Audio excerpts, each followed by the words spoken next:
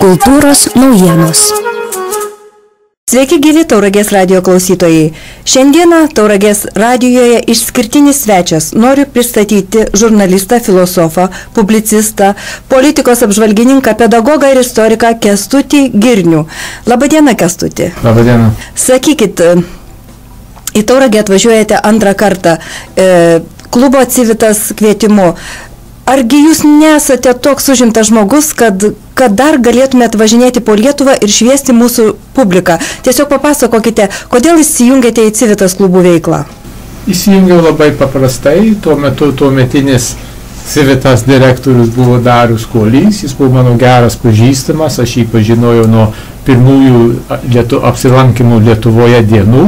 Jutau, kad čia reikalinga užduotis, buvo pasakojama, kad vis dėlto yra proga susipažinti su Lietuva, ne tik tai su Vilniečiais. Ir kai jau po pirmųjų kokių 2 kelionių, po tų paskaitų, tai tikrai man patiko, nes aš manau, kad čia abipusiškai naudinga. Aš tikiu, kad gal galiu žmonėms perduoti šiokius tokius žinias, o antra vertus aš tada irgi iš jų sužinau, ką jie galvoja, ką jie mąsto. Ir toks labai geras priminimas, kad Vilnius nėra visa Lietuva. Iš tikrųjų, Vilnius ne visa Lietuva, jo labiau, kad dabar maži miesteliai vejasi bent jau savo vadinamais gražinimais, kosmetiniais ir visais kitais tiesiog Vilnių bent jau išorė. Žinoma, mes Vilniaus niekada nepavysime savo mastai, savo didumu ir visa kita. Bet aš noriu paklausti visai kitų dalykų. Jūs esate išeivijos lietuvis. Kelintais metais atvykote į Lietuvą ir kaip jums jinai pasirodė tada? Ir tiesiog dar antras klausimas prie to paties. Kodėl nutarėte likti būtent čia? Tai čia aš galutinai atvykau į Lietuvą 2006 metų pabaigoje. Bet aš prieš tai, kai dirbau Laisvosios Europos radijoje, buvau lietuvių redakcijos vadovas, tai nuo nepriklausomybės atgavimo iki 2000 metų, kai perėjau į kitas pareigas, aš kas 6 savaitę praleisdavau Lietuvoje, nes aš buvau politikos apžvalgininkas, sunku rašyti apie politiką, jei nekalbi su politikais, jei neturi progos geriau susipažinti su padėtimi. Tai kitaip sakant, aš jau buvau pripratęs prie Lietuvos, jau buvau pakankamai daug apsilankęs. Ir lygiai toks kitas dalykas, mūsų radijas nuo Laisvosios Europos radijos 95 metais paliko Müncheną ir persikėlė į Prahą. Tai irgi Praha nebuvo, Čekoslovakija nebuvo Sovietų Sąjungos dalis, bet buvo dalis tos, sakytum, socialistinio bloko. Tai taip ta prasme, kad jau buvau šiek tiek pripratęs ir jau pajudėjęs rytų linkme. Ir aš visą laiką sakau, patenkintas, kad nukeliavau į Vilnių, bet į Minską nenorėčiau važiuoti. Sakykit, ar buvo kokių nors trukdžių, vis tik tai buvo dar gilus sovietmetis, kai jūs dirbote Prahoje ir apskritai jūs turbūt 76 metais pirmą kartą Lietuvą atvykot? Aš 74. Tai buvo tokios ypatingos sąlygos, dauguma išeivių galėdavo atvykti tik tai 5 dienom, faktiškai 3 dienas, 1 dieną atvyksti po piet, pabūni 3 dienas, jau 5 išvyksti, o mano teta, motinos sesuo turėjo šiek tiek didesnį butą Pamėnkalnio gatvėje ir todėl jie galėjo duoti mums atskirą kambarį ir todėl gavome leidimą būti Lietuvoje visą mėnesį. Tai mėnuo yra ilgas laikas, kadangi tėvas turėjo ryšių, tai buvo tokia labai puikios galimybės susipažinti su padėtimi Lietuvoje ir tokie dalykai, kurie yra geri ir tokie dalykai, kurie yra blogi. Ir tai puikiai prisimenu, kad bandžiau gauti leidimą išvykti į tėvų tėviškes ir neleisdavo. Naini tą ovyrą, tą vizų skyrių, taip ir tai mulmėdavo, kad ne. Bet tada buvau pakviestas į mokslo akademiją, į filosofijos skyrių, labiausias doktorantūrą rengiau, bet mano tėvas buvo žinomas lietuvių filosofas. Tai kai su tais filosofais pakalbėjau, tai jie klausė, ko jūs nepatenkintas, kas jums nepatinka. Tai pasakiau, kad nepatinka, kad negaliu iš Vilniaus išvykti. Tai tu jau sako, čia kažkoks nesusipratimas, čia kažkas ne taip.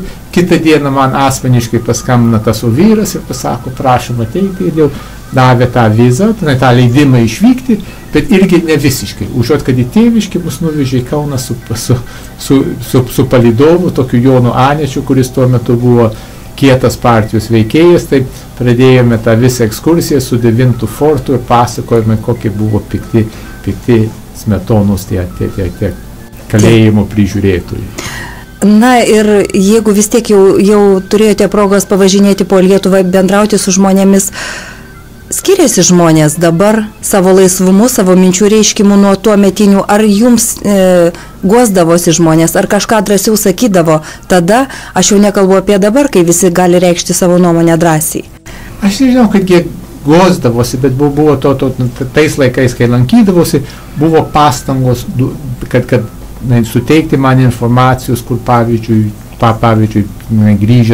grįžęs į Ameriką perduočiau tinkamiems žmonėms. Pavyzdžiui, prisimenu, kad buvo kunigai atėjo ir buvo prašę, kad jie turi išeivijos vyskupui Deksniui pasakytų, kad jis pasakytų Vatikanui, kad Lietuvai yra geriau, Lietuvos katalikams yra geriau neturėti vyskupą, negu turėti blogų vyskupų. Ir tuo metu jie labai nuogastavo, kad bus skiriami ne tie asmenys. Tai buvo tokių susitikimų, dar buvo kiti, kurie bandė, mažiau daugiau paaiškinti, kas dedasi, turėjo progos susitikti su šiokio tokios pogrindžio veikėjais, žinau, kad susitikau su jų rašais ir truputį prisidėjau palengvinamas jiems aplinkybėms, kad galėtų išvykti iš Lietuvos. Tai ta prasme buvo toks visapusiškas vaizdas ir ta prasme, kadangi aš buvau laikomas šioks toks vakarų atstovas, ir buvau tėvo vaikas, ir tėvas buvo žinomas, tai turėjau galimybės gana plačiai susipažinti su žmonėmis ir žmonės manimi pasitikėjo.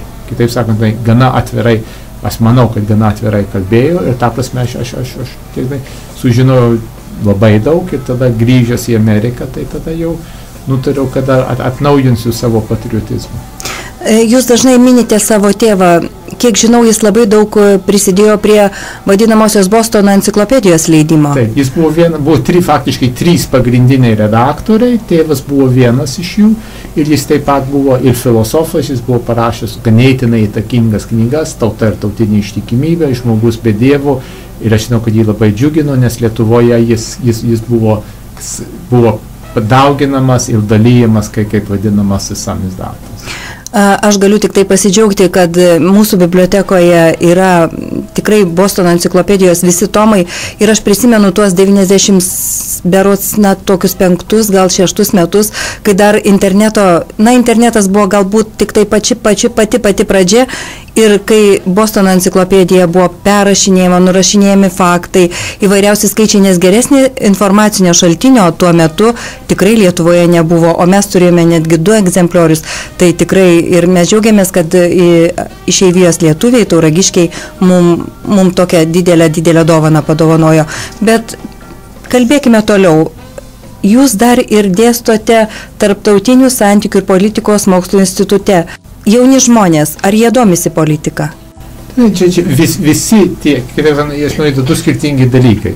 Yra politika ir politologija. Vienas dalykas, kur tu mokaisi, nes jau esi pasirinkęs tą sritį ir aiškiai, kad ta prasme vis tiek tu jas srityje dirbti, tai turėsi susipažinti su politika, bet aš sakyčiau, kad yra kitas dalykas domėtis politika, ta prasme, kad galėtum turėti šiokią tokią uoslę, nujaustum, kas vyksta, kas nevyksta, kas svarbu, nesvarbu. Ir aš esu pastebėjęs, kad žmogus gali būti teoriškai labai apsikaustęs, labai gerai pasiskaitęs, tai gali rašyti tinkamą esei, bet nežino, kas yra svarbu ir niekada nepajus, kas yra svarbu. Tai aš irgi, kaip mes turėjome tų korespondentų Lietuvoje, tai buvo labai aišku matyti tie, kurie turėjo tokį įgimtą polinkį į politiką ir tie, kurie nesusigaudė. Ir ta prasme dabartinis Lietuvos radijo televizijos direktorius Audrius Siaurusevičius, tai jis mums dirbo 6-7 metus kaip mūsų pagrindinis korespondentas ir šito atžvilgiu jis tikrai, kai jį parengdavo pranešimą, tai jis žinodavo, kas yra svarbu ir kas nesvarbu. Ir tarp kitų, ko būta ir mūsų redakcijos narių, žmonių, kurie turi dabar doktoratus ir dėsto, bet jų kažkaip jie nesusigaudo. Sakykit, jūs pats esate politologas ir politikos apžvalgininkas ir tikrai labai daug jūsų įžvalgų yra ir internetiniuose portaluose ir kalbate televizijoje. O kaip manote be jūsų, kas dar vertas, tokio politologo arba politikos apžvalgininko vardo iš didžiosios raidės? Aš nežinau, ką reiškia ta didžioji raidė, aš taip sakyčiau, kad tie Na, faktiškai tai tau patinka, pačiai, man ne itin patinka, kaip Rimvydas Valatka rašo, bet visiškai negali paneigti, kad jis turi unikalų talentą ir kad jis turi ko pasakyti į savo pozicijų. Aš manau, kad Laurinavičius yra neblogas užsienio reikalų, toks apžvalgininkas. Yra pakankamai daug žmonių, daug rašančių žmonių ir manau, kad šiuo metu tas apžvalgininkų ratas plinta. Nes su tais interneto portalais, kurių yra gana daug, tai yra daug lengviau žmogui reikštis ir nėra tokie, sakyčiau, dirbtinės kliūtis. Jei tu leidi dienraštį, tai ką? Gali vieną apžvalginį straipsnį arba 2 apžvalginius įtalpinti. Internete, jei reikia, yra daug įvykių, gali net ir tą pačią dieną kokius 4-5 straipsnius įdėti ir tada ta prasme atsiveria. Pavyzdžiui, irgi yra mūsų instituto toks jaunas dėstytojas, Mažvydas Jastramskas, kuris dabar rašo apie dabartinę politiką, politologus, bet jis į tuos reikalus tikrai gilinasi ir jis tikrai turi ko pasakyti. Ir aš sakyčiau, dar jį galėčiau pridėti, tai toks pusiau apžvalgininkas, neapžvalgininkas, irgi mokslininkas, politologas Laurynas Kasčiūnas turi savo nuomonę, kai svarsto užsienio reikalus ir Lietuvos užsienio politiką. Sakykite, o tie, kurie vykdo tą didžiąją politiką, ar atsižvelgia į politikos apžvalgininkų nuomonės ir įžvalgas? Aš taip normaliai sakyčiau, politikai čia per pusę, bet yra kai kurie politikai atsižvelgia apžvalgininkų nuomonės tuo metu, kai apžvalgininkas sako tą, ką jie nori girdėti. Yra ir kitų, kurie... Ką apžvalgininkai gali daryti, jie gali atkreipti dėmesį į kai kurias problemas, kur politikai nėra pastebėję ir tada jie savo būdų gali mėginti juos kažkaip tas problemas įspręsti arba susidoroti vienai par kitai. Bet normaliai, optimaliai politikų ir turėtų būti šiokia tokia įtampa tarp politikų ir politikos apžvalgininkų. Vis tiek politikos apžvalgininkai neturėtų tik tai sakyti, valdžia gerai dirba.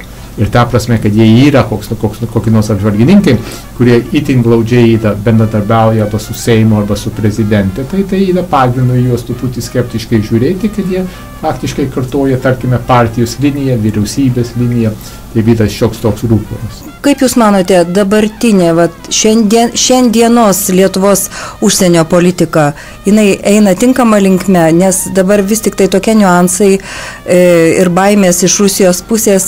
Kaip Jūs manote, ar Lietuvos užsienio politika yra teisinga? Aš sakyčiau 2 dalykus. Pirma, aš manau, kad Lietuva labai gerai daro, pabrėždama savo ryšius su NATO, įteigiamai pasisako, remia Ukrainą, supranta, kad čia kyla šiokie tokie pavojai, bet aš taip galvoju, kad kartais yra perlenkama styga, persistengiame būti, tarkime, regionų lyderių. Aš manau, kad prezidentė gal be reikalo pavadino Rusiją teroristinė šalimi. Man toks yra geras kontrastas, jei vėl galėtum taip sakyti, Estija. Visi žino, kokia yra Estijos pozicija, kad Estija pilnai palaiko Ukrainą, mano, kad reikėtų taikyti sankcijas Rusijai, kad reikia įtikinti kai kurias kitas vakarų Europos šalis, kad šitos sankcijos reikalingos ir jų negalima greitai švelninti, bet jie tą pasako vieną kartą ir tada sakykime, tyli kokį mėnesį, o Lietuvoje, ypač Lietuva turi taip skuba visą laiką pabrėžti ir tą patį pakartoti. Tai čia būtų mano priekaištas Linui Linkevičiui, užsienio reikalų ministrui, kad jis tą patį per tą patį beveik kasdieną sako ir visą laiką tokia neigiama prasme. Ir aš nenustepčiau, kad dabar tas problemas, kur mes turime su įvažiavimą į Karaliaučių, yra tiesioginė rusų reakcija į kai kurių Lietuvos politikų pasisakymą. Aš manau, kad Lietuvos politikai užsienio politika turi būti vykdoma, kad būtų Lietuvai naudinga. Aš manau, kad mes visiškai palaikau tokį kritišką požiūrį į Rusiją, kad reikia tų sankcijų ir reikia, ko gero, gal jų daugiau, bet aš nemanau, kad reikia tą patį kasdieną kartoti ir perdėtą retoriką. Nes kai kalbam, sakom, normaliai, kai žmogus diplomatiškai šneka, tai reiškia, kad jis atsargiai šneka. Lietuvos politikai, bent Rusijos atžvilgių, tai tikrai nekalba diplomatiškai. Na, čia turbūt dar kartą įrodo, kad ir 3 Baltijos tautos, bet lietuviai esame arčiau pietų ir ko gero esame tikrai daugiau karštakošiai, idėja, ką padarysi. Ir kaip jums atrodo, ar dabar tas eskalavimas Rusija, ar kartais tas klausimas neužgožia daug svarbesnių įvykių ir problemų pasaulyje, galbūt mes tiesiog užsiciklinę, galima būtų pasakyti, ties tuo vienu Rusijos klausimu, mes pamirštame kur kas svarbesnius dalykus, ar taip nėra?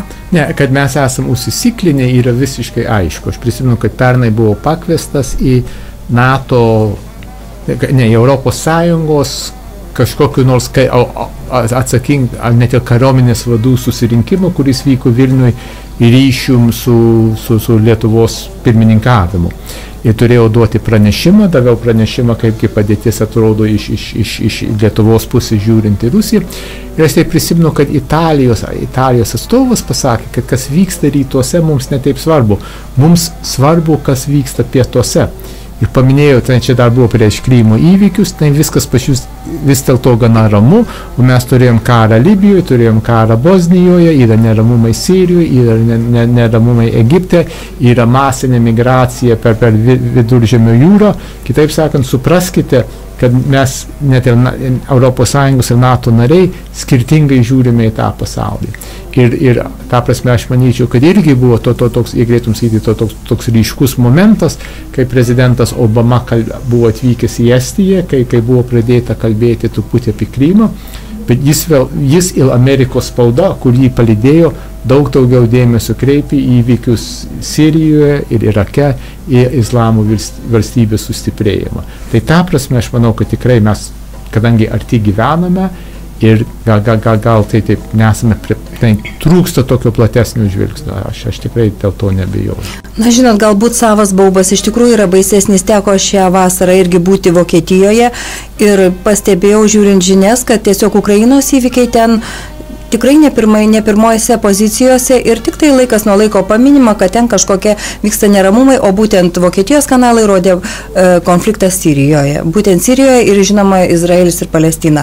Bent jau buvo tada, rugpjūčio mėnesį, vieni iš svarbiausių dalykų vakarų Europoje. Na, bet mes irgi esame vakarų Europą, ką padarysi. Galbūt dėl to mes išgyvename, kad tarkim Tauragė nuo Karaliaučiaus sienos yra maždaug tik tai 26 kilometrai. Tai šitam kraštui ir mūsų žmonėms tai tikrai yra labai svarbu, nes daug žmonių nepaslaptis važiuoja piltis degalų, galų gale galbūt vykdo kai kokią kitą nelegalią veiklą. Bet apie tai tikrai nekalbėsime. Noriu dar tiesiog paklausti jūsų, kaip jūs manote, mažų miestelių žmonės, apskritai žmonės šiais laikais pilietiški dabar, ar trūksta pilietiškumo, ar jo pakanka? Aš manyčiau, kad būčiau linkęs galvoti, kad gal reikėtų daugiau pilietiškumo. Kiek aš žinau, aš pats asmeniškai nesu patyręs, bet kiek esu skaitęs tų sociologinių visokių apklausų ir tyrinėjimų, tai vis dėlto rado ta pilietinė visuomenė, kuri yra pagrindas ir politiniam gyvenime, Lietuvoje labai lėtai kūrėsi. Bet tai irgi suprantama dėl įvairių priežasčių. Eiliniai atlyginimai yra gana menki, tai žmonės yra priversti, dažnai turi kokį nors šalutinį darbą, kokį nors kitą šalutinį užsiėmimą, tai tu dirbi pusantro darbo, pusantro etato ir dar kitais reikalais turi rūpintis, tai ta galimybė pasišvęsti daugiau tokiai politiniai veiklai, pilietiniai veiklai gerokai apsunkėja. Ir manau, kad dar yra likęs iš toks truputį gal šleifas iš sovietinių laikų, kad jei tu lendi į politiką, tai tu lendi kažkaip bandydamas pataikauti arba siekdamas kaip nors skatinti savo interesus, siekdamas savo naudos. Tai ta prasme, tas irgi, manau, turi šiokį tokį neįgimą poveikį.